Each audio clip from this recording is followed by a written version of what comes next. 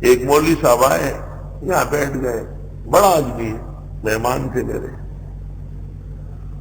مجھے کہتے سنا ہے آپ نے یہ بہت سارے لوگوں کو کافر کر دیا کسی نے بتایا ہوگا، 2-4 سال پہلے کی بات، چائے پی رہے تھے، میں نے کہا یہ چائے پی لیتے، میں بات دہراتا ہوں، کہتے نا وہ چائے چھوڑ دیں، چائے وائے پی لی، جب آخری گھونٹ لگایا اس نے پیالی رکھ دی، میں نے کہا کیا فرما رہے تھے؟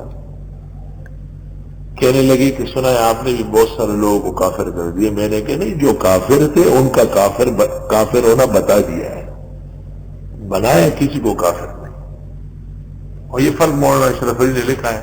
پھر میں نے کہا ایک بات سن لے، ناراض نہ ہو، آپ کا اور ہمارا عقائد اور اعمال، صغائر اور کبائر، اصاغر اور اکابر، سلف اور خلف، عقائد سے لے کے مستحب تک کسی جگہ اختلاف ہے؟ اس نے کہا کہ نہیں۔ تو میں نے کہا کیا وجہ ہے کہ میں ایک فریق کو کافر کہتا ہوں اور آپ نہیں کہتے؟ یا تو یہ کتابیں غلط ہیں جن کی روشنی میں کافر کہتا ہوں، اور یا کتاب تو سچی ہے، آپ جھوٹے۔ تو میں نے کہا کتاب سچی ہے اور آپ بزدلی کی وجہ سے کافر نہیں کہتے، گھبرائے ہوئے۔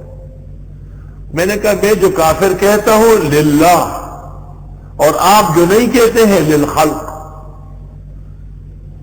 کچھ دیر خاموش رہے، کہنے لگے ہاں بات تو یہی ہے، ہم تو خیال کرتے ہیں۔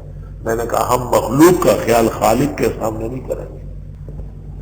یہ ان میں تقسیم کر رہے ہیں، وہ ایسے نہیں ہے ویسے، ان کا دکھاؤ کہ انہوں نے وضاحت کی، ان کا دکھاؤ مجھے، وہ وضاحت کرے نا، آپ ان کے ایجنٹ بن کے کام کر رہے ہیں ان کا۔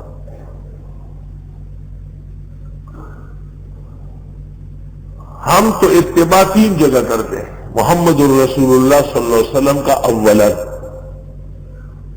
امام ابو حنیفہ اور علماء احناف کا ثانیہ، علماء دیوبند کا ثالثا، لا رابع لہم انشاءاللہ، چوتھے کی کوئی ضرورت نہیں ہے۔ جو شخص علماء دیوبند کا سرخیل ہے وہ ہمارا سرتاج ہے، اور جو سر مون سے اختلاف کسی ایک جگہ بھی کرتا ہے، حکم نہ کرنے میں یا حکم کرنے میں غلو کرنے میں، دونوں کا ہم رد کر رہے ہیں، والحمدللہ الہ